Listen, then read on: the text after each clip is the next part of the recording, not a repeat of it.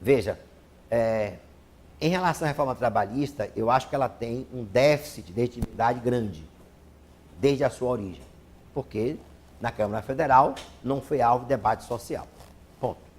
Aprovada a lei, então não vou mais discutir o que estava nas etapas pretéritas relativamente à legitimidade, forma de aprovação, porque o Supremo Tribunal Federal já disse que a lei é constitucional do ponto de vista do formato ou do procedimento legislativo. Em vigor a reforma, ela, como magistrado, não posso deixar de aplicá-la. Vírgula. Mas uma vírgula que eu ponho assim enorme. O mundo não se esgota na Lei 13.467. Existe uma série de outras normas, inclusive a Constituição, que estão olhando para a Lei 13.467. Então, por exemplo, as situações que eu vejo paradoxais. Só para citar, a tarifação do dano moral. Por quê? Porque o Supremo Tribunal Federal, num acordo do ministro Carlos Veloso e de outro ministro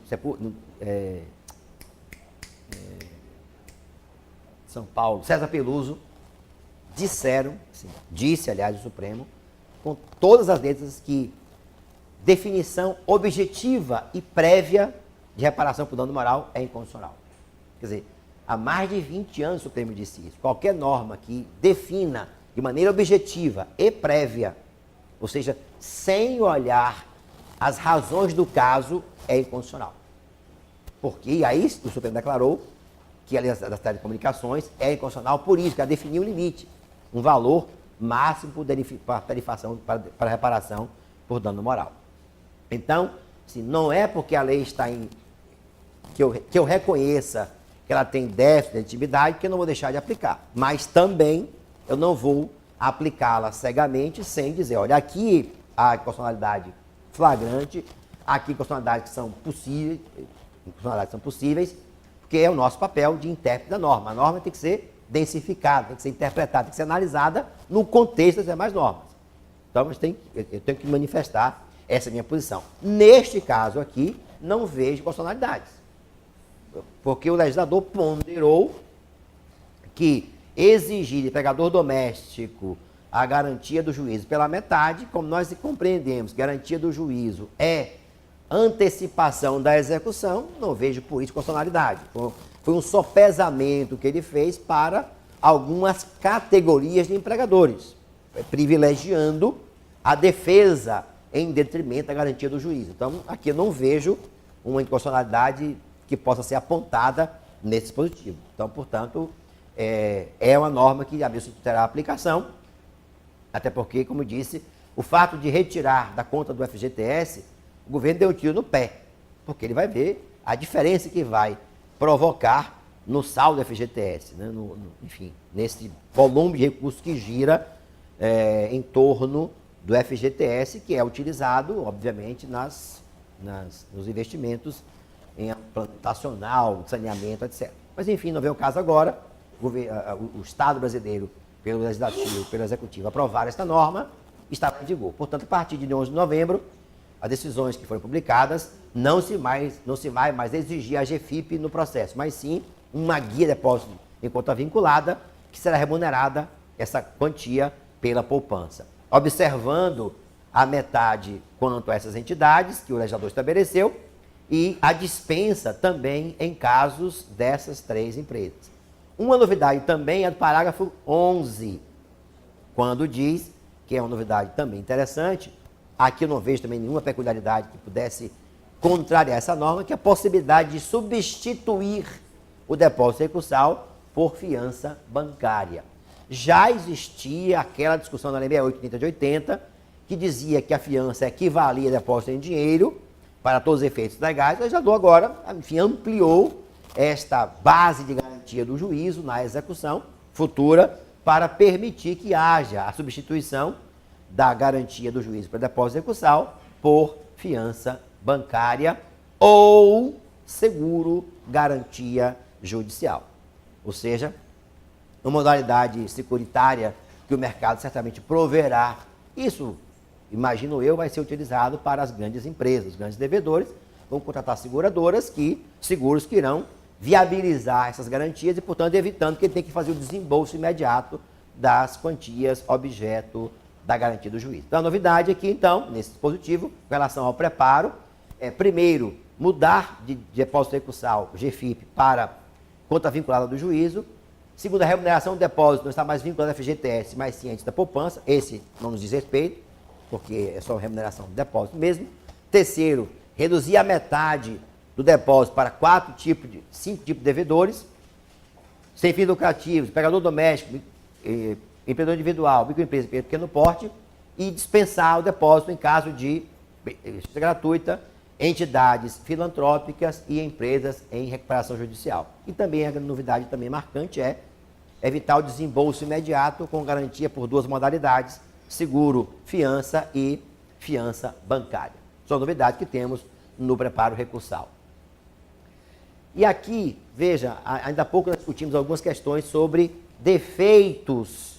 Eu que aqui citei alguns acórdãos, aqui eu me lembrei do Ministério Bentes só. Quando a guia, o processo não tem o número na peça recursal ou na guia de custas, é deserção. Outros erros, né? Aqui já, quinta turma, Caputo Bastos, dizendo se há elementos que permitam identificar o depósito, estudo antes, claro, da lei entrar em vigor. A ausência do código, viabilizar o conhecimento, aqui é uma coisa da sétima turma na minha relatoria. Aqui alguns exemplos de julgados do TST nessa etapa aqui de conhecimento do recolhimento. Aqui, antigamente, quando não recolhia o depósito na guia própria, erro que, antes da lei entrar em vigor, recolheu o depósito em guia de custas, ao invés de utilizar a GFIP, utilizou guia de custas, agora, utilizando o novo código, seria intimado para recolhê-lo de modo integral. Aqui chamar atenção para esse detalhe. Veja, se a parte não recolheu o depósito, nós já vimos. Eu tenho compreendido que se a parte recolhe em guia errada, como neste caso aqui, que recolheu em DARF ao invés da GFIP, aplicando o dispositivo do novo código, que aqui foi anterior, terá que ser intimada para recolher em dobro. Vejam, porque a guia errada não é defeito formal que viabilizasse o aproveitamento daquele valor. É diferente. Uma coisa está correto o valor, aparentemente, ou melhor, o depósito está correto, mas recolheu a menor. Ele vai complementar. Mas se recolheu numa guia que não é própria, porque nesse caso aqui, recolheu em DARF, ao invés da guia nova vinculada ao juízo, equivale a depósito inexistente. Aí, parágrafo 4º, será intimada a parte para recolher em dobro o depósito e não, eventualmente, mantendo o valor do depósito original. Será equivalente a recolher em dobro. Foi assim que eu decidi nesse caso da sétima turma. A parte tinha recolhido valor equivocado, não é esse caso com o outro, que já é o novo código. Eu determinei que fosse intimada para recolher em dobro, porque não se poderia aproveitar o recolhimento feito, já que estava em guia que não viabilizaria o aproveitamento daquele valor, porque foi lá para o Tesouro da União e não ficaria à disposição do juiz. Já é uma interpretação do parágrafo 4º, artigo 1007, já que equivale a depósito inexistente.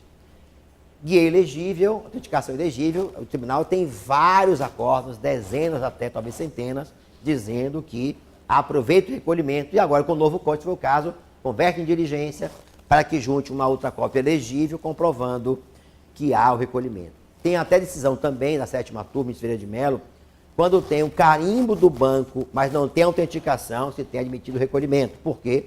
Parte do pressuposto que o banco colocou o carimbo, é porque recolhimento houve. Então, mesmo sem autenticação na guia respectiva, se contiver o carimbo do banco recebedor, parte do pressuposto de que o depósito está perfeito. Se houver dúvida, converte para que a parte junte, então, a guia correspondente. Mas há essa suposição em favor da parte, esta presunção de que se o banco apôs o carimbo na guia respectiva, ainda que ela não contenha autenticação bancária, presume-se que está regular o recolhimento. Mas se houver qualquer dúvida, o código agora resolve, determinando que a parte, então, seja intimada para que sane a irregularidade. Então já chegamos a erro formal, representação, preparo. Agora, adequação. Eu quero chamar a atenção para uma dúvida que surgiu muito assim que o código foi editado. Diante da primazia da decisão de mérito, teria desaparecido o erro grosseiro? Isto é, se o objetivo do processo é viabilizar o exame da controvérsia de mérito que levou a parte a estar em juízo com aquela demanda ao Poder Judiciário, teria desaparecido o erro grosseiro, isto é, interposto o recurso, sempre seria aproveitado, ainda que não fosse objeto de uma dúvida razoável. Procurei aqui puxar uma doutrina de processo civil, professor José Marinoni, que diz assim: o erro grosseiro continua existindo. Então vejam, o princípio do aproveitamento do recurso, da fungibilidade recursal, não é compatível com o erro grosseiro. Eles perguntariam na sequência, o que é o erro grosseiro? A doutrina diz, é aquele que não é fundamentado em dúvida razoável. Se houver uma dúvida quanto ao cabimento do recurso em relação àquela decisão, se houver uma doutrina que sustente a decisão tal, é impugnável com recurso X, se houver uma decisão do regional respectivo que tem controvérsia sobre se a decisão X é impugnável com recurso Y, o recurso tem que ser conhecido.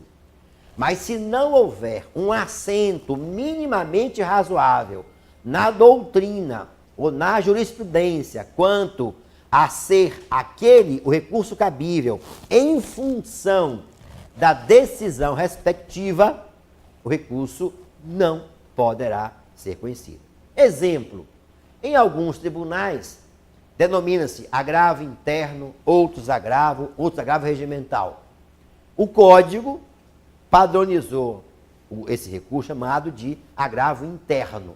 Mas em alguns tribunais ainda há a previsão de agravo regimental, portanto, em situações que o CPC não previu. Então, se a parte, neste caso, tipificou o seu recurso como agravo, ou agravo interno, ou agravo regimental, não há dúvida que tem que ser conhecido o recurso. Porque não é uma dúvida razoável, minimamente aceitável, para fazer com que não se conhecesse o recurso. Mas, por exemplo, a turma decidiu, pela intempestividade do recurso, vem a parte e interpõe agravo de instrumento. Não há nenhuma doutrina, não há nenhuma decisão que viabilizasse a razoabilidade desta dúvida quanto ao cabimento de agravo de instrumento para decisão colegiada. E o professor Marinoni diz claramente isso. Quando não se pode admitir a fungibilidade, se observe a participação de recurso completamente incabível na espécie. E vejam como ele é enfático. Como já dito, esse princípio não se presta a legitimar a atividade de advogado mal formado. E observe que ele não é do Poder Judiciário. Incapaz de atuar com os mecanismos processuais adequados. Serve, diz ele, para tornar o sistema operacional mediante a admissão de recurso inadequado, desde que a falta seja fundada em dúvida objetiva e que não tenha origem em erro grosseiro. Que eu chamei a atenção disso, porque logo que o Código surgiu, entrou em vigor, em virtude daquele princípio maior da primazia da decisão de mérito, houve uma dúvida, teria acabado o erro grosseiro? Isto é, deveria o tribunal conhecer de qualquer recurso em qualquer circunstância? Resposta, não. Mas evidentemente que o caminho é aproveitar o recurso. Essa me parece a diretriz. Então, se houver uma dúvida mínima que seja quanto a caber recurso evento, o Código já prevê que, em alguns casos, os embargos possam ser convertidos a agravo interno. A parte opôs embargos. O caso de agravo interno, o tribunal tem que converter. Porque a própria lei já prevê a possibilidade de conversão dos embargos em agravo interno. Isso é erro grosseiro. que a própria lei previu situações em que o relator pode entender que não é defeito, é modificação da decisão, e nesse caso já converter para evitar que haja embargos e depois o colegiado apreciar. Já converte os embargos em agravo, que já levará a decisão para o colegiado. Olha, como o próprio código previu em situações que ele enumera, mas não diz quais são, mas a prever, melhor dizendo, a possibilidade de que o relator converta os embargos em agravo interno, não pode o relator deixar de conhecer agravo em lugar de embargos ou embargos em lugar de agravo, quando, obviamente, é para a situação desses recursos, porque é fungibilidade recursal típica que a lei previu. E, neste caso, é o exemplo de dúvida razoável, que é um elemento objetivo. Ora, se a lei viabilizou situações tais em que haveria uma situação limite, em que seria ou um ou outro, na dúvida, o legislador disse, converta. Ora, então eu não posso dizer que é erro grosseiro a parte interposto esse recurso no lugar do outro, porque é uma dúvida minimamente razoável para viabilizar o aproveitamento, portanto, do recurso, sustentando-se a aplicação, no caso, do princípio da fungibilidade recursal, que continua existindo, não há nenhuma dúvida quanto a isso, mas nunca, nem antes nem agora, pode ser um princípio que viabilizará o aproveitamento do recurso interposto de maneira absurdamente, vamos chamar assim, descabida. Portanto, a adequação, que é um pressuposto recursal genérico, continua existindo em relação ao erro grosseiro, que não viabilizará, claro, o exame do recurso respectivo. Vejam, e o código, ainda no que toca à adequação, prevê situações interessantes que nós tivemos que adaptar ao nosso processo do trabalho, que é a possibilidade de julgamento parcial antecipado de mérito.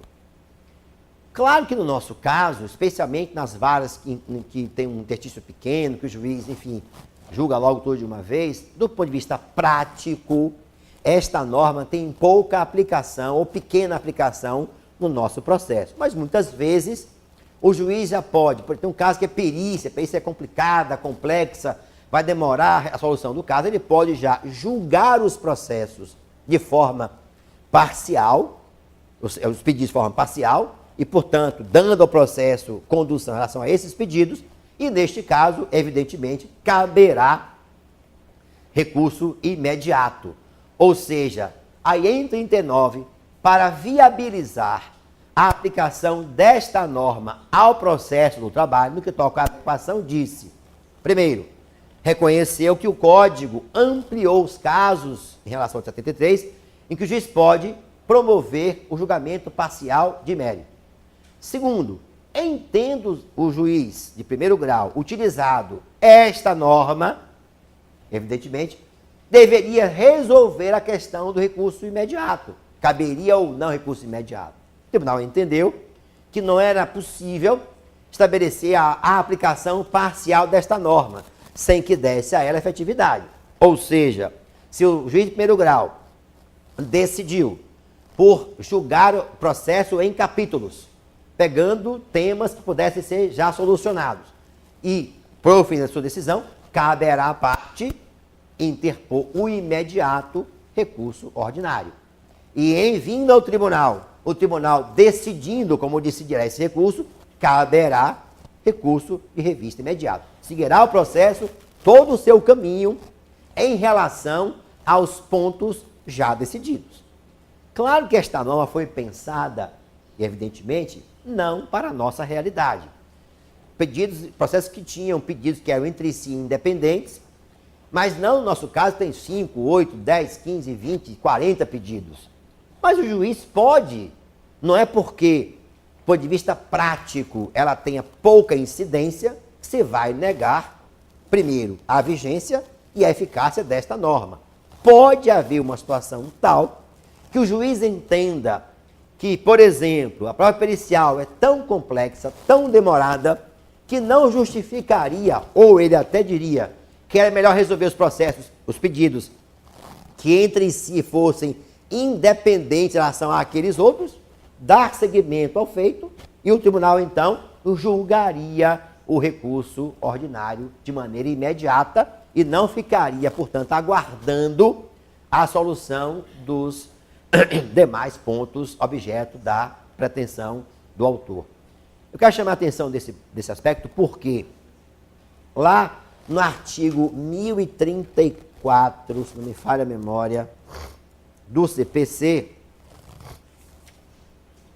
1034 do CPC, parágrafo único, essa norma foi que viabilizou uma discussão do TST que foi um debate enorme que motivou a IN 40. Eu vou falar sobre ela mais adiante, que é a norma que regulamenta a admissibilidade recursal para o Tribunal Superior do Trabalho, acabando com a admissibilidade por extensão que havia na súmula 285.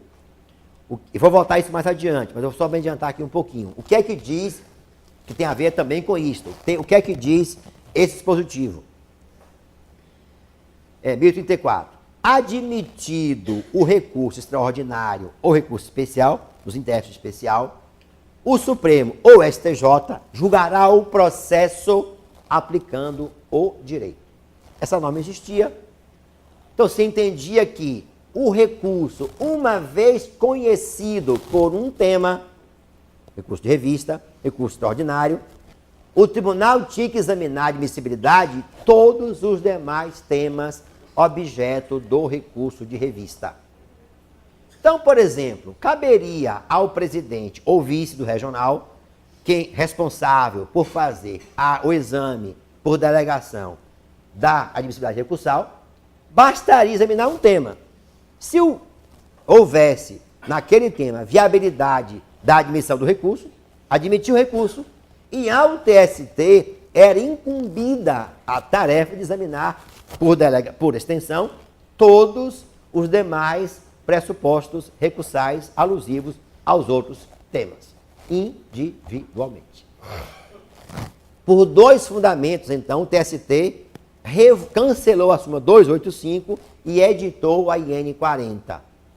Um fundamento foi esse artigo 1034, parágrafo único, diz o seguinte, disse o caput, admitido o recurso, o Supremo julgará o processo. Ok, mas diz lá, admitido o recurso extraordinário ou recurso especial por um fundamento, efeito devolutivo e profundidade, devolve-se ao Tribunal Superior o conhecimento dos demais fundamentos, aí vem a mudança substancial, do capítulo impugnado.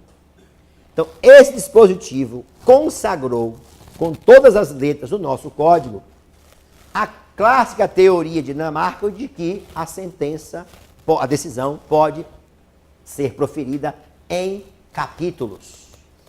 E por isto, disse o tribunal, não mais é possível o exame dos demais temas em relação aos quais não houve exame da admissibilidade, porque será analisado capítulo por capítulo. Mas não apenas este, um segundo fundamento importantíssimo, a necessidade, como pressuposto recursal específico do custo de vista, de que o TRT tenha uniformizado a sua jurisprudência. Porque vejam, antes, examinado um tema, o recurso de vista subia e o TST examinava os demais temas sem saber se no regional havia ou não dissenso interno, porque o regional não examinava os demais temas. Então, um caso simples, vamos imaginar que houvesse recurso, 8 temas. Um deles, o presidente do tribunal examinou, viabilizou o conhecimento do recurso de revista, não havia dissenso, subiu o recurso para o TST. Mas ao chegar ao TST, havia 7 outros em que as duas turmas regionais divergiam. Por exemplo, caso extremamente simples de acontecer. Então, ao TST se delegava a atribuição de uniformizar a jurisprudência, cujo debate era interno do regional. Então, por este segundo fundamento também se entendeu que não se poderia permanecer com a admissibilidade por extensão de recurso de revista, porque se estava suprimindo o exame de um pressuposto, que era a prévia uniformização da jurisprudência pelo TRT respectivo. E antes que me perguntem, mas já vou respondendo, a pergunta ficaria como ficará esta questão da prévia uniformização diante da revogação dos parágrafos de 3º a 6º do artigo 896 da CLT? Respondo sem pestanejar com o artigo 926 do CPC de 73. 2015, diz o seguinte: os tribunais devem, não diz podem, devem uniformizar sua jurisprudência e mantê-la íntegra, estável e coerente. Então, qual é a minha percepção sobre isso? E assim vou decidir no TST, já até avisei lá no TST. O que fez o legislador apenas disse: os incidentes que o Código prevê serão aqueles que os tribunais regionais, federais, de justiça e superiores deverão utilizar para uniformizar a sua jurisprudência. Porque o pressuposto continua o mesmo. A proteção da confiança, a segurança jurídica são pressupostos que estão no Código, artigo 926, como acabei de mencionar, artigo o 927, que enumera as normas que deverão ser, que têm força de precedente. Cadê? O 927, o 926, que estabelece, como eu disse há pouco, o dever de que o tribunal uniformize a jurisprudência, mas mais do que uniformizá-la, o tribunal deve também, como a própria lei diz, mantê-la estável, íntegra e coerente. Mas não é isso que eu ia utilizar, não. Cadê? E os parágrafos 2º e 3º e 4º do artigo 927, que falam no princípio da segurança jurídica como inerente à atuação dos tribunais. Entre outros, os tribunais darão publicidade. Não foi escrito, não. Aqui, parágrafo 4º. A modificação, 927, a modificação de enunciado de súmula de jurisprudência pacificada ou de tese adotada em julgamento, casos repetitivos, observará a necessidade de fundamentação adequada e específica, considerando, que é o que interessa, os princípios da segurança jurídica, da proteção da confiança e da isonomia. Então, esta norma continua rígida, mesmo porque não foi sequer tangenciada na reforma trabalhista.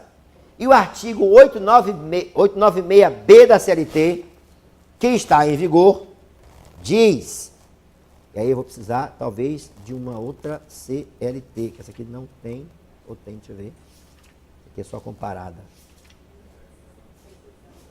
Vou ter que precisar de novo aí do...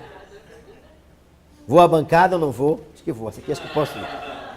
Não, né? Mas já me explicaram que aqui o tribunal usa as leis na internet. Então, está justificada. Quer o desembargador? Está com a CLT aí? Pronto, desembargador, de novo. Vossa Excelência é meu suporte. Eu estou mais aberto aqui, viu? Pronto, obrigado. Isso aqui é uma pessoa precavida. Vejam, para que não houvesse dúvida, o legislador disse, no artigo 896B da CLT, que essa é uma norma que nem sempre é lida, mas deve ser lembrada. Aplicam-se ao recurso de revista, no que couber, as normas do CPC 73 relativas ao julgamento dos recursos extraordinário e especial repetitivos. Ou seja, o sistema do Código que normatiza os precedentes, foi incorporado como se dúvidas pudessem existir ao processo do trabalho. Então, o artigo 15, artigo 796 e artigo 896b claramente dizem o sistema, vejam, de precedentes se aplica. E é base do sistema uniformização da jurisprudência com tese. Qual é o pressuposto da norma? Não pode haver sobre uma mesma questão jurídica no âmbito regional mais de uma interpretação. Por quê? Disse o legislador. Fere a isonomia. Exemplo, a tese X na primeira turma, a questão X na primeira turma, a tese é A, na segunda turma, a tese é B. Então, o cidadão que tem o processo da primeira turma tem a ação julgada procedente, recurso provido. Na segunda turma, a mesma questão, vejam bem, jurídica. Claro, não há pressuposto fático. Na segunda turma, julgada a ação improcedente, recurso provido. Não há pessoa no mundo que consiga explicar validamente que a mesma questão jurídica, vou frisar isso, não é questão de fato, questão jurídica, tenha interpretação divergente no âmbito do mesmo regional. E por um detalhe fundamental, que está, essa aqui eu vou pegar, que essa aqui tem. No artigo 111, vê se tem, deve ter aqui, da nossa Constituição, que não mudou nesse ponto, sofreu uma alteração que a gente esquece, mas é bom a gente lembrar, né? É bom a gente lembrar, são órgãos da Justiça do Trabalho, Tribunal Superior, tribunais regionais. O órgão é o tribunal. A turma é uma fração deste órgão. Então, o órgão tem que ter a expressão de sua jurisprudência. Não pode haver divergência interna no órgão, que é aquele que a Constituição criou. Diz, poderá este órgão ser dividido em órgãos menores para que tenha maior otimização dos seus julgamentos. Mas lembro que até algum tempo atrás, este regional, não havia turmas. E ninguém discutia a possibilidade que o pleno decidisse a matéria aqui de uma forma e adiante a mesma questão jurídica tivesse outra interpretação predominante. Isso não existia. Claro que a mudança da jurisprudência, a evolução é normal nos tribunais. Mas mesmo assim o Código previu, olha, não pode haver jurisprudência banana boat. Janeiro vai numa direção, março volta em outra, abril saiu de férias, o substituto que toma posse do tribunal, vai atuar no tribunal, é a vingança do primeiro grau, muda tudo, não pode ter essa jurisprudência, né? Porque, assim, o tribunal tem que ter uma condução, para que as pessoas saibam, olha, até o advogado dizer ao seu cliente, olha, fulano de tal, se você pode continuar se comportando assim, mas o tribunal decidiu aqui que esta questão tem essa interpretação. Se você quiser continuar, pode vencer como cliente. Mas o tribunal já disse, olha, digamos, hora in itinere tem essa expressão, intervalo para troca de roupa, se a roupa envolve EPI, é tempo de jornada, se não envolve EPI, não é tempo de jornada, digamos, estou só conjecturando situações que podem acontecer. Exigir documento tal na admissão, é legal? É. Então, o tribunal já sabe qual é a posição em relação àquela norma.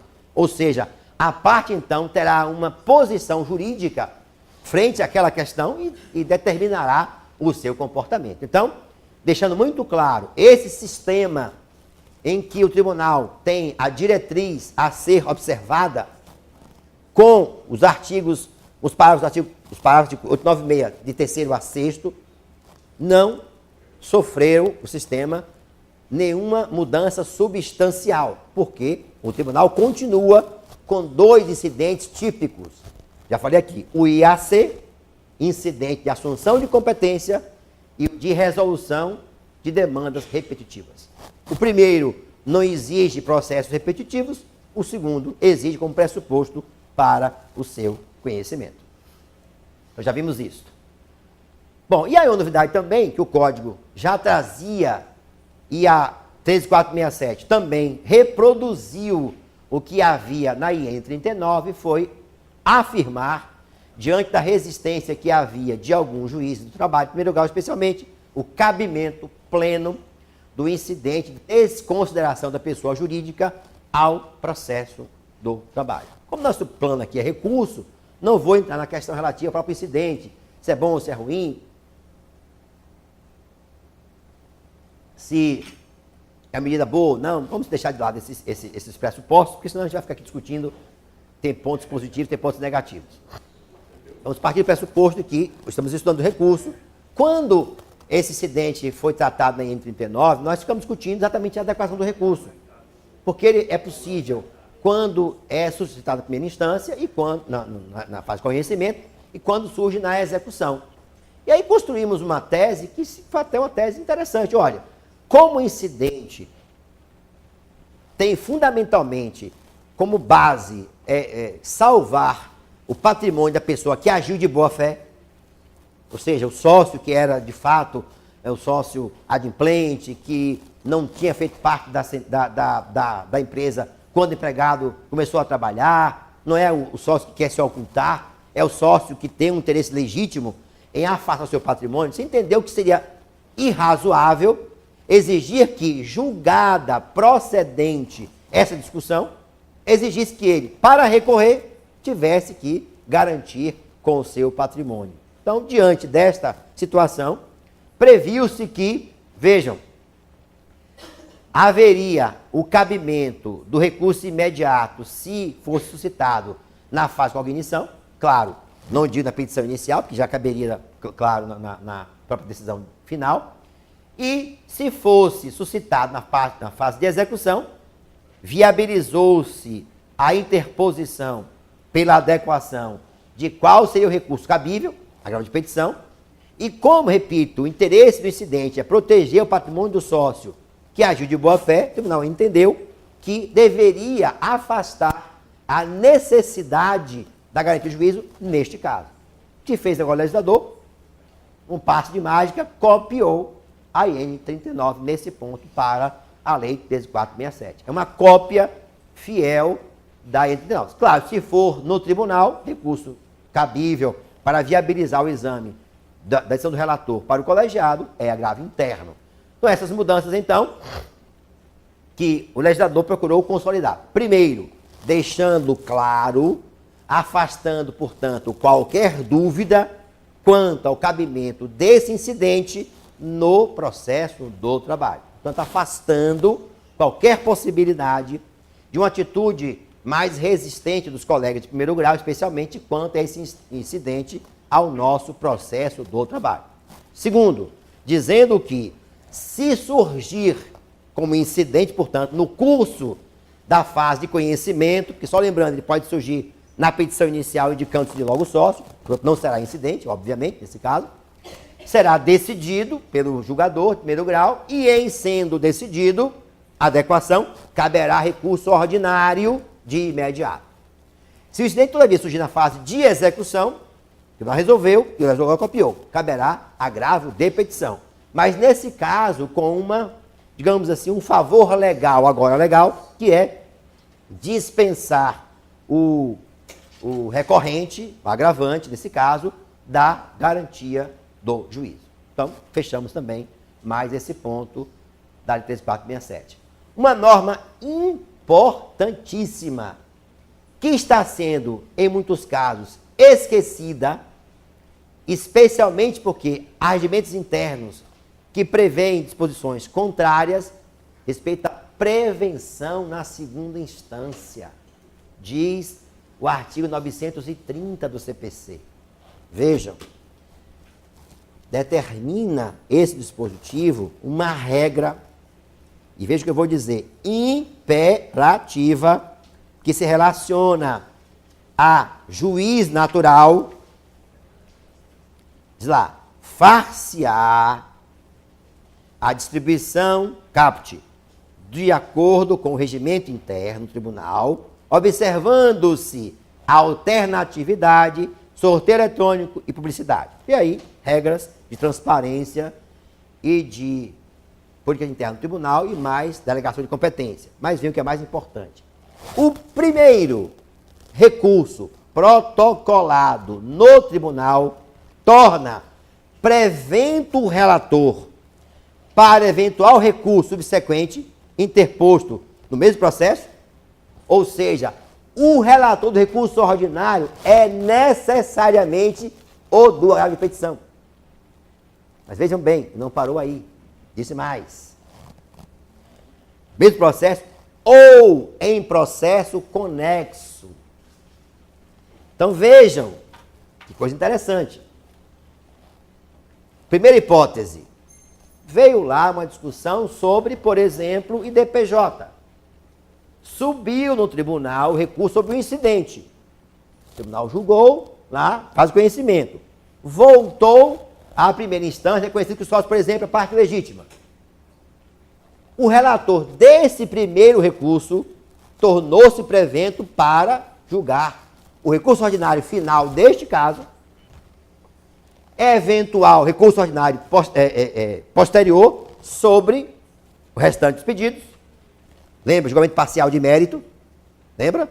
Vamos imaginar que o juiz decidiu uma matéria, já houve um recurso ordinário sobre o incidente, surgiu o segundo recurso, o mesmo relator, remanescente, mesmo relator, baixou o processo, voltou à execução, o agravo de petição, distribuído por prevenção legal para o mesmo relator.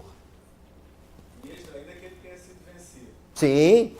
Porque tem essa discussão. Sim, o relator da corte. Não, se foi o redator, não, aí eu acho que é o redator. Porque o redator é que assumiu o julgamento. Não, veja só. O redator do acórdão, vejam, o relator originário era o juiz natural. Mas quando se concluiu que ele não mais é o vencedor da tese, é outro, passou a ser relator originário, por prevenção, dos julgamentos posteriores. O redator do acórdão. Mas vejam o que é mais importante nessa norma. Os processos conexos àquele primeiro deverão ser distribuídos para o mesmo relator. Imagine uma questão muito simples. Um acidente do trabalho que vitimou várias pessoas. Fato é o mesmo.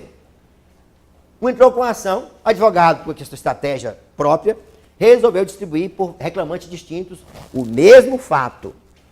Um foi relator X, julgado. Os processos que vestem o mesmo fato, causa conexa, obrigatoriamente, por lei, deverão ir, claro, compensação, obviamente, do mesmo relator. Qual é o pressuposto do legislador? É claro, aquele que conheceu primeiro da causa, e lembra que eu falei aqui, o relator é alguém para quem a lei distribuiu uma competência que é do colegiado. Quem diz, olha, relator, você, entre nós aqui, é a pessoa que vai ter uma tarefa. Abrir isto aqui, escarafunchar isso aqui, e dizer, olha, colegas, eu digo, o processo fala isso, eu examinei lá, olhei tudo, e o caso envolve esse pressuposto fático, a questão jurídica é esta, e eu proponho essa solução. Ok. Os demais processos conexos àquele, o legislador disse, se já tem alguém que fuçou o processo, aquela matéria, aquela causa, aquele fato, e o conhece bem no tribunal, não tem porquê, doravante, veja, conexão no primeiro grau também é causa de mudança de competência. O que ele fez?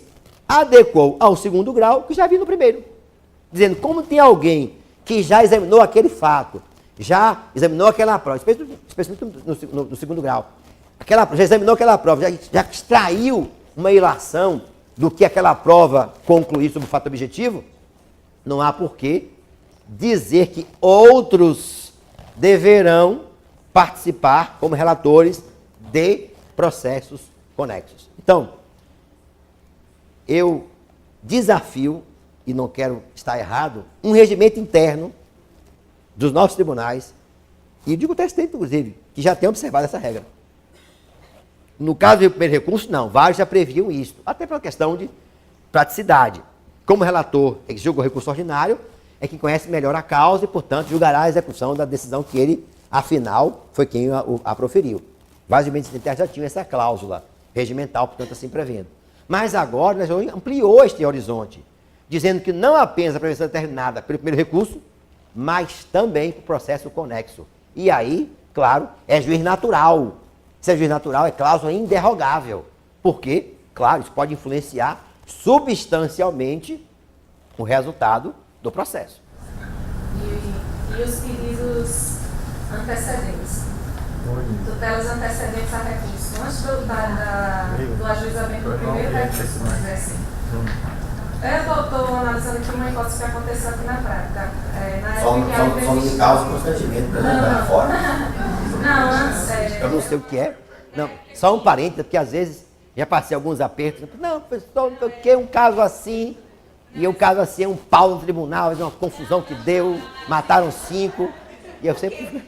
Hã? Porque ele disse, então ele falou. Não pode falar. Interessante, era na época que ainda se aplicava o efeito suspensivo a recurso por ação autônoma. Agora por petição. petição. Não é recursal, agora é por pedido. Não muda nada. Isso, mas era ação autônoma ainda, né? Ação cautelar autônoma. E ela era antecedente a um recurso. Que pode haver, inclusive, hoje por petição. O recurso terminou não sendo processado. A ação autônoma foi distribuída, né? Foi julgada, mas o recurso terminou sendo trancado. Não subiu. E depois foi concedida a liminar. E o recurso na verdade, o mesmo relator seria o relator do recurso principal. Certo? Só que terminou que o recurso não foi processado. Ficou na primeira instância, né? E lá na frente, esse recurso não foi conhecido na primeira instância e foi objeto de agravo de instrumento. E esse agravo de instrumento lá na frente subiu para o tribunal. Aí houve a dúvida se essa ação autônoma, que não é o recurso, que já tinha sido distribuída ao tribunal, que era incidental a um recurso que não foi conhecido, puxaria por prevenção o agravo de instrumento. Caso tipo dessa norma. Caso tipo dessa norma. Exatamente por isso. E o legislador agora, para resolver essa controvérsia, fez artigo 1029, parágrafo 5º do CPC. Determinando em que situações haverá a delegação de competência para o 3º grau, mas você pode utilizar como fundamento para o 2º grau. E vejam, por que isso? Porque no CPC agora não há mais a admissibilidade da apelação. Então, sobe direto. Por isso que não se previu esse dispositivo para o 2º grau em relação ao 1º.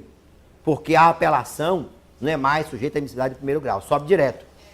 Entendemos que, como temos norma expressa, continuou esta admissibilidade por delegação do 1º grau.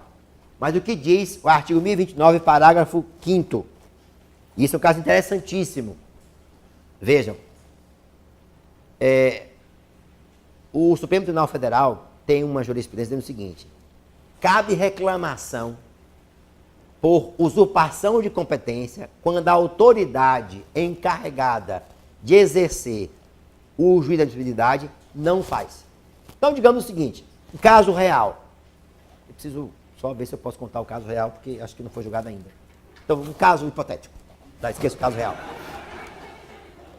Uma obrigação de fazer, numa ação civil pública, determinando que um shopping center construísse creche para as suas empregadas e... Foi? Então não posso contar, não. Não, esse não foi aqui não. Esse não foi aqui não. Eu preciso contar outro caso. Não, esse não dá para contar, não. Não dá para contar, não. Hã? Não, esse caso foi de Campinas. Não, esse caso foi de Campinas. Então o caso é real. Foi de Campinas.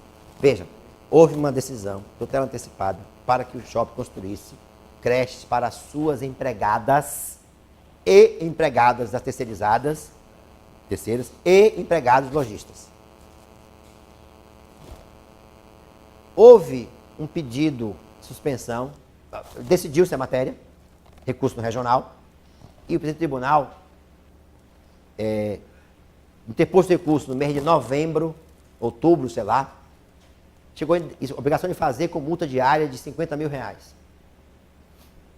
Em dezembro, dia 19 de dezembro, até aquele dia, o presidente tinha despachado a admissibilidade do recurso de revista. O que aconteceu? A parte, então, interpôs requereu no regional a suspensão dos efeitos da decisão proferida. O tribunal indeferiu. a suspensão. Ela então entrou no dia 20 de dezembro, veja a data importantíssima, com um pedido no TST, para quem? Para o presidente. Por quê? Se fosse até o dia 19, distribuição regular. Dia 20, regimentar o presidente do tribunal, e o presidente do tribunal deferiu a liminar, a suspensão da medida. 1º de fevereiro, caiu para mim a distribuição. E aí eu fui ver o que diz o legislador sobre isso. Eu já sabia disso, porque eu venho pesquisando o código há algum tempo, e ele resolveu a controvérsia. O que é que dizia o Supremo antes? Um tribunal só tem conhecimento, só tem competência quando a matéria é delegada para ele. E o que faz delegar a matéria é o recurso. Então, enquanto não houver recurso no regional, vejam, isso mudou um pouquinho. O tribunal não pode conhecer de matéria recursal. Veja. Mas surgia no Supremo uma situação que era o retardamento do despacho que admitia o curso ordinário para o Supremo. O Supremo diz, cabe reclamação, quando o tribunal respectivo não decide positiva ou negativamente sobre admitir o recurso. Cabe reclamação, porque é ele, o tribunal, quem julga o recurso. Então, quando o regional, federal ou justiça admite o recurso, está exercendo um ato por delegação legal, que é do Supremo, como no nosso caso é o regional. Mas, para evitar dúvida, disse o legislador, artigo 1029 do Código, parágrafo 5º, o pedido de concessão de efeito suspensivo a recurso extraordinário ou especial, leia-se recurso de revista, poderá ser formulado por requerimento dirigido, sendo primeiro, ao Tribunal Superior respectivo, portanto, presidente, no período compreendido entre a interposição do recurso e sua distribuição, ficando o relator designado para exame prevento para julgá-lo. Ou seja, recurso está no TST, requer lá, resolvido. Prevenção determinada, não distribuição ainda, claro, não tem relator ainda, recurso no TST, distribuição, nesse período de distribuição, requer o TST, relator do pedido deferido, determinado, vinculará a sua resposta o pedido correspondente ao recurso de revista. Ok. Mas veja o inciso segundo. Ao relator, já distribuído, nenhuma dúvida. E o mais importante, o terceiro. Ao presidente ou vice-presidente do tribunal local, no caso de o recurso ter sido sobrestado nos termos do artigo 1037. Ou seja, enquanto não houver a admissibilidade do recurso, o TST não pode exercer a competência. Porque depois de publicado o despacho, aí sim é dele, TST, a competência para deferir ou não o pedido de concessão de efeito suspensivo. Não, neste caso, eu extingui o pedido, que o tribunal não tinha competência, o presidente do tribunal, o órgão especial manteve a minha decisão, e depois, claro, como eu fui o relator deste pedido, publicar o despacho, ele renovou, aí eu deferi. Veja, e não entendo o mérito, se é bom ou se é ruim, porque o que é que eu decidi nesse caso? Uma obrigação de fazer, ter efeitos concretos, que é a construção de uma creche, e a lei prevê, neste caso, a substituição por auxílio creche ou convênio com creche, está na lei, e a obrigação é construir a creche. Ora, como a lei prevê forma alternativa de cumprimento da obrigação, nesse caso, com convênio com creche, ou pagar o auxílio creche, e no caso de São Paulo, havia norma coletiva que previa esta obrigação, cautelarmente, o que eu fiz? Que é o juiz, agora é cautelar. Suspendi os efeitos do recurso e a obrigação pecuniária de 50 mil por dia, até que, vindo o recurso de revista, com contra-razões, etc., aí sim, julgado o mérito do recurso de revista, observará ou não este efeito. Mas veja, juízo cautelar. Por quê? A obrigação é efeito imediato e a competência passou a ser minha quando o presidente do regional respectivo publicou o despacho. E aí sim, a delegação foi exercida e transfere-se para mim, TST, o relator, enfim, conforme seja o caso, a competência para esse. Então, o tatis mutandis em relação ao primeiro grau. Enquanto não publicar, o primeiro grau vai decidir se dá efeito ou não suspensão do recurso. Recebeu, publicou, passou a ser do relator no tribunal regional respectivo. Como não há relator sorteado ainda, quem for sorteado por pedido de efeito suspensivo, tornar-se-á prevento para o recurso ordinário que vier a ser interposto depois daquela decisão. Mas, ministro, a particularidade é exatamente isso. É que houve um assodamento, porque a parte entrou com cautelar sem ser admitido o recurso. E foi considerado uma liminar no efeito suspensivo a um recurso que não sequer tinha sido admitido. O Supremo indica no caminho. Pois é, então. Enquanto não houver recurso, considera ao tribunal a competência. Pois é, então, é exatamente isso que aconteceu. O Supremo, se não tiver caso aqui, não, tá? Eu Mas, dizia assim. estou dizendo, houve um assodamento. Exatamente por isso, porque o tribunal não pode ter uma competência senão via recursal, que não é o caso da ação originária. Tá? Bom, vamos até meio-dia? Meio-dia e meia, 2 horas? 12h30, vamos lá. Bom, vamos então. Artigo, então vimos então os pressupostos recursais de maneira genérica e já o superamos. Um artigo interessante de ser estudado é o artigo 932 do Código, que disciplina a atuação do relator. Vejam, se observarmos a redação desse artigo 932 e compararmos com a redação do artigo antigo 557, veremos uma mudança substancial na forma pela qual o legislador definiu os poderes do relator no 2º grau. Claramente. Vejam a minha expressão. Claramente, o legislador procurou retirar poderes do relator, que antes as expressões eram genéricas, manifestamente inadmissível, manifestamente improcedente, eram conceitos abertos. O que fez agora o legislador, no artigo 932, claramente assumiu uma postura de objetivar os casos em que o relator pode atuar por delegação do colegiado. Claramente ele fez isso, retirando conceitos abertos, manifestamente improcedente, manifestamente inadmissível, para exatamente definir que a atuação monocrática ou unipessoal só pode e só deve ser autorizada nos casos em que houver expressa previsão legal. Eu discuti isso muito com o Fred, que de vez em quando a gente viajava juntos. Ele me disse que essa foi a finalidade, retirar dos relatores um campo de atuação muito vasto, aliás, não vasto, muito aberto, em relação aos quais não se sabia o que significava o manifestamente da improcedência ou da admissibilidade recursal. E se vocês observarem, verão isso no artigo 932. Incumbe ao relator apreciar pedido de tutela provisória, não conhecer de recurso inadmissível, observe que tirou aquela expressão que era aberta, prejudicado ou que não tenha impugnado especificamente os fundamentos da decisão, negar provimento a recurso quando for contrário à súmula, acórdão, IUJ, etc.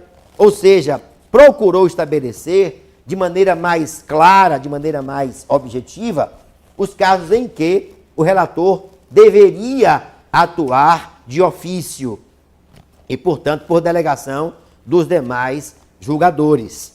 E só lembrando, no artigo 938, que eu acabei de mencionar, parágrafo 1º, que o relator tem mais um dever, já disse sobre ele, que é dar à parte a oportunidade de fazer com que seja sanado o defeito antes de proclamar o não conhecimento do recurso. Parágrafo 1º, 938. Constatada a ocorrência de vício sanável, inclusive aquele que possa ser conhecido de ofício, o relator determinará, veja o comando que é impositivo, a realização ou a renovação do ato processual no próprio tribunal ou em primeiro grau de jurisdição. E aí, obviamente, segue-se com as consequências. Se for cumprido o conhecimento, o recurso será conhecido. Se não for cumprido, claro, deixará de ser julgado pelo regional. Então, essa foi, de forma clara, a intenção do legislador. Dizer em quais situações, de modo objetivo, o legislador poderá atuar. E aí veio o artigo 896 da CLT com a redação do artigo, parágrafo 14, que diz, eu não me lembro mais, claro. Não, acho que é a disposição nova agora. É uma disposição nova da lei 896 da lei 13467, que se transcrever aqui, eu acho. É da lei 13467. O relator do recurso de revista poderá denegar-lhe seguimento em decisão monocrática nas hipóteses de intempestividade, deserção, representação irregular, ausência de qualquer outro pressuposto, extrínseco ou intrínseco. Então, qual é a minha percepção?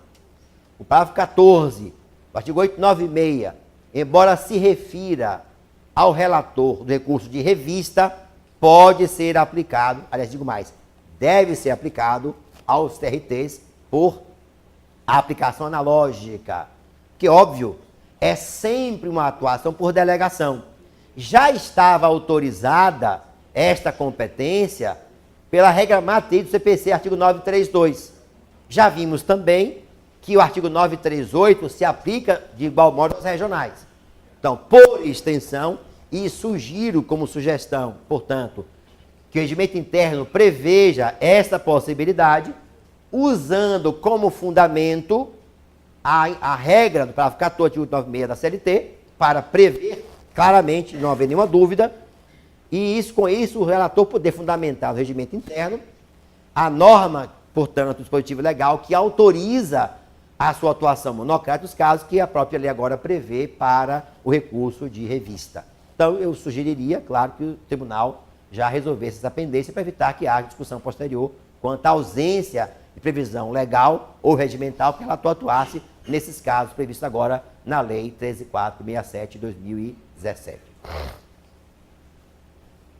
Vimos também que o relator, na norma que acabei de mencionar, tem uma determinação legal. E eu quero chamar a atenção porque isso não é faculdade, não é uma possibilidade que a lei confere ao relator, é um dever. Ele não pode deixar de conhecer o recurso. Vejam, mesmo que por vício considere conhecível de ofício, se não der à parte o dever, a oportunidade de sanar o vício. Mas o legislador previu, e de maneira bastante clara, aquele caso do relator, digamos assim, teimoso, renitente, ou cabeça dura, né? Que diz o seguinte: reconhecida, que é um caso até curioso, que é uma norma que a gente tem que entender, aplicá-la ao nosso caso com algum cuidado, mas enfim, está no CPC. Reconhecida a necessidade de produção de prova, o relator converterá o julgamento em diligência, que se realizará no tribunal ou em primeiro grau de jurisdição, decidindo-se o recurso após a conclusão da instrução.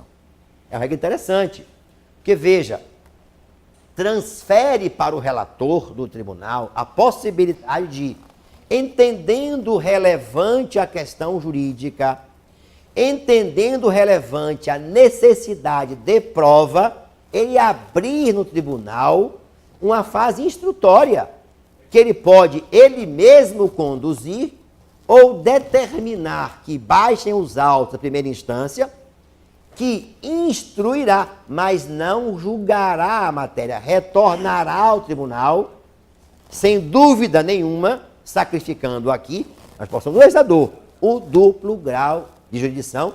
Veja, nesta complementação da prova, não é rejulgar a causa no primeiro grau. E como se não bastasse essa conclusão, o legislador foi enfático e disse o seguinte, que é do relator teimoso: quando não determinadas, no plural, pelo relator, as providências, que é o vício sanável e essa gestão de provas, para o primeiro e terceiro, poderão ser determinadas pelo órgão competente para julgamento do recurso. Então vejam bem, se os membros do colegiado constatarem que o relator deveria conhecer de ofício, ou melhor, desculpem, volta atrás, que o relator deveria conceder prazo para sanar o defeito e não o fez, eles podem, quando da sessão, suscitarem a questão de ordem para que o relator, então, converta, se não o fizer, quem determina? O presidente da turma. Vamos imaginar que o relator não se convence da questão de ordem. Vamos exemplificar. Vamos imaginar que houve uma questão de procuração defeituosa. O relator entendeu que não deveria conceder prazo e simplesmente levou o caso à sessão. O colega da bancada, da tribuna, do colegiado, verificou, pelo menos juiz preliminar, que haveria uma hipótese em que incidiria esse dispositivo, o parágrafo 1º do artigo 938. Então, ele não pode ocupar o lugar do relator, que é quem? Parágrafo, inciso 1º do artigo 932, que é importantíssima esta regra.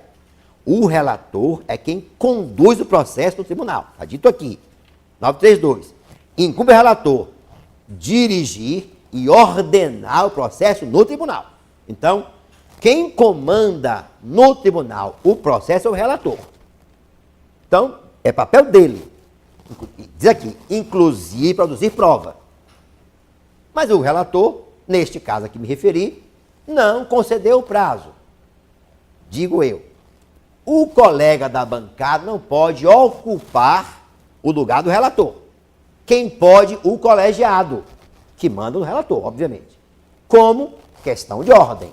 Então, o colega da bancada diz, propõe a turma, sob a forma de questão de ordem, que há um incidente processual que precisa ser resolvido, que é a viabilidade do conhecimento do recurso. Então, propõe ao colegiado que vai deliberar se determina, em lugar do relator, a conversão do julgamento em diligência, a fim de que seja sanado o defeito processual que deveria ter sido determinado pelo relator, que não foi. Claro. Então, o colegiado, votando a questão de ordem, o presidente da turma determina que baixem os autos para que seja, então, se for o caso, sanada a diligência, o defeito, ou dado o prazo para a parte, e retornará, aí sim, ao relator, que não perdeu a relatoria, ele foi vencido na questão de ordem, mas continua relator, para examinar, vinculado à decisão da turma. Ele não pode, por exemplo, deixar de conhecer a procuração juntada, digamos que tenha sido pela parte recorrente, por simplesmente não concordar que foi vencido na questão de ordem. Porque a determinação que a lei previu é do colegiado. Para que situação? Para aquela em que o relator, vejam, que deveria ter adotado. É o que a lei diz. O colegiado poderá. Claro, por quê? O colegiado concluiu que é indiferente, que não é o caso de defeito formal, que não era irregularidade, que era defeito substancial, que era emendar o recurso. Por isso que a lei diz poderá. Mas antes, como eu levo a questão do colegiado? Questão de ordem antes de começar o julgamento. Claro, se o defeito constatado naquele momento. Levei a questão de ordem, o colegiado decidiu, a decisão vincula o relator, ele tem que conhecer daquele documento, claro, que o colegiado decidiu, volta à primeira instância, feita a prova, ou então juntado o documento, retorna para ele, relator, examinar o recurso agora à luz do documento que foi juntado, não pode, por exemplo, não o conhecer, porque não recebe a procuração que foi pelo colegiado determinado sua juntada. E aí sim, segue o julgamento de maneira regular. O que eu chamei a atenção aqui? O legislador previu, primeiro, deixou claro que quem conduz o processo no tribunal é o relator, inciso 1º do artigo 932. Segundo, a este relator é incumbido um dever, não é uma faculdade, é um dever. Ele não pode deixar de conhecer o recurso por defeito sanável, sem que antes conceda prazo à parte. Terceiro, se o relator, que tinha um dever, não fez, o colegiado poderá vir a determinar que o faça, mediante questão de ordem, suscitada quando o julgamento, claro, pelo colegiado, e o relator estará vinculado àquela decisão e, portanto, às consequências da juntada, nesse caso, ou da correção do vício que já se identificou como tendo sido sanado. Ok? Seguindo. Aqui uma mudança importantíssima que o legislador estabeleceu. Fato superveniente. Inclusive em tribunais superiores. Bom, claro que nós temos um caso bem interessante, foi julgado quarta-feira na 7ª turma. O juiz concluiu a instrução do processo. Dia X.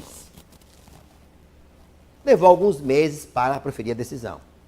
13 dias antes, vejam o caso, bem interessante, 13 dias antes de o juiz proferir a decisão, transitou em julgado uma decisão em uma ação anulatória de convenção coletiva, que era a base da ação que o estava julgando. A parte, então, juntou no dia em que o juiz publicou a decisão, vejam, aquela outra que havia anulado, transitado em julgado, a norma coletiva que era a base da ação que ele estava julgando. O juiz, então, não conheceu do recurso, do documento. A parte foi e embargou. Ele disse, não é documento novo, porque eu não vou conhecer documento que a parte deveria ter juntado quando do encerramento da instrução. Até o encerramento da instrução. Não conheceu o documento. A parte, então, recorreu ao tribunal, dizendo, olha, peraí, eu não poderia ter juntado antes, porque o documento não existia. Só veio existir depois que a decisão, que a instrução havia sido encerrada. Portanto, é documento novo. O tribunal não conheceu. Foi o TST. E vejam, existia um fato objetivo, que era um documento novo que influenciava diretamente o resultado do processo, porque parte dos pedidos era baseada na norma coletiva que havia sido declarada nula pela decisão que transitara em julgado. O TST decidiu, é documento novo, baixem os autos ao regional, que deverá, então, decidir se ele julga ou se retorna ao primeiro grau para decidir. Que disse o juiz, não é razoável, o primeiro grau disse assim, que a parte tenha juntado 13 dias depois que a decisão transitara em julgado, o documento que seria tido como novo. E aí disse, porque devia juntar antes de terminar a instrução. Então o tribunal disse, apesar de não ter sido a parte muito diligente, mas não havia discussão sobre, por exemplo, quando ela tomou conhecimento, quando foi intimada da decisão, porque transitou julgado hoje, mas tem, obviamente, baixar os autos da primeira instância, enfim. Então não entendeu que a negligência da parte, parece que o prazo de 13 dias não revelava negligência capaz de não permitir que o recurso fosse o documento conhecido e o recurso julgado com base nesta prova. Então, neste caso, até se entendeu que teria sido razoável, porque ele pode ter juntado o documento no mesmo dia que o juiz decidiu, até antes. Mas nos embargos da declaração, que a parte opôs, ele deveria ter conhecido, que ela demonstrou que, quando a instrução foi encerrada, não existia documento que prestou julgado depois que a fase probatória havia sido encerrada. E o código vem e define claramente o conceito de fato superveniente, ampliando a sua compreensão para dizer que ele alcança no artigo 900 e... Aqui está errado. Citei aqui o documento, o texto é errado, não é 993. Não é 993. Deixa eu ver se é 933 que eu digitei aqui errado. Acho que é 933. É, 933. Gente, corrijam aqui, por favor, tá? É 933. Se o relator constatar a ocorrência de fato superveniente à decisão recorrida ou a existência de questão apreciável de ofício ainda não examinada, mas que ele deva considerar, intimará as partes para que se manifestem em 5 dias. Então, o que é que o Código fez? Permitiu que fosse ampliado o conceito, não apenas de fato superveniente, claro, após, no caso aqui, a 18º grau, mas também a questão que ele possa ou que deva conhecer de ofício, mas estabeleceu uma regra clara, o contraditório. Não pode o tribunal conhecer de fato superveniente sem que dê às partes, vejam, às partes, a oportunidade de manifestação. Caso real, município de Guarulhos, em São Paulo, ingressou com uma ação, constitucionalidade, Tribunal de Justiça, contra a lei orgânica municipal, referente a uma parcela salarial dos seus empregados, declaração de função, para a memória. A ação tramitou durante vários anos, o Tribunal de Justiça do Estado de São Paulo declarou o nome constitucional. Em vários casos, essa decisão surgiu depois do 1º grau, depois de recurso interposto, depois do Tribunal Regional julgou. Então, o TST decidiu que nos casos em que essa norma, essa decisão foi proferida, prestada em julgado, depois que o TRT havia decidido e que o recurso foi interposto, era fato superveniente. Então, admitiu a possibilidade de conhecer dessa questão jurídica, que a norma não está mais em vigor, mas, importantíssimo, dando ao reclamante, neste caso, o direito de impugnação, claro que nesse caso não existiu argumento válido, que a norma foi tida como condicional. Então, exemplo que pode acontecer, mas vejam, é importante estabelecer essa distinção. Se o documento é anterior à interposição do recurso, tem que estar veiculado nele, obviamente. Se é depois que o recurso é interposto, aí surge, então, o conceito de fato novo. Porque a parte pode, por simples petição, noticiar ao tribunal a ocorrência dessa hipótese fática, e nesse caso a questão jurídica, e ele então conhecerá desta petição como informativa de fato novo, mas terá que necessariamente abrir prazo para que os litigantes sobre ele se manifestem. E disse mais, se a constatação acontecer durante a sessão de julgamento, será imediatamente suspenso para que se assegure o direito ao contraditório. E aí, enfim, se houver vista, encaminha o relator para prosseguimento. Então vejam, o que quis o legislador dizer é o seguinte, não pode o tribunal julgar uma matéria, julgar uma questão jurídica, ou julgar um tema em que haja fato novo ou questão nova, sem que se dê à parte ou às partes o direito de manifestação. É condição vinculativa para que o tribunal possa conhecer a observância do contraditório. E vejam, até durante o julgamento, ela pode vir a ser suscitada, hipótese em que, diz o legislador, será suspenso imediatamente o julgamento e, obviamente, solucionado depois a questão jurídica por meio do contraditório a ser assegurado. Ok? Bom, aí eu vou parar, são 12h25, doutores, porque não vai dar para começar recurso ordinário agora e vai ficar pelo caminho. Então, eu já disse, o Bento já disse, eu vou voltar agora, acho que em dezembro, talvez, ou novembro, para terminar a parte de cada recurso. Chegamos na metade aqui, acho que são 80 slides que eu trouxe para vocês. Então, eu quero agradecer primeiro a atenção, o convite do embargador Bento, da escola, do tribunal. Via Natal é sempre bom, né? Encontrar os amigos de sempre, que são queridíssimos, e me sinto em casa. E eu voltarei para terminarmos, porque não deu tempo, já que eu fiquei entusiasmado e preparei aqui 80 slides para que nós falássemos sobre recurso, só a parte do CPC ao nosso processo. Obrigado pela atenção, até o nosso próximo encontro.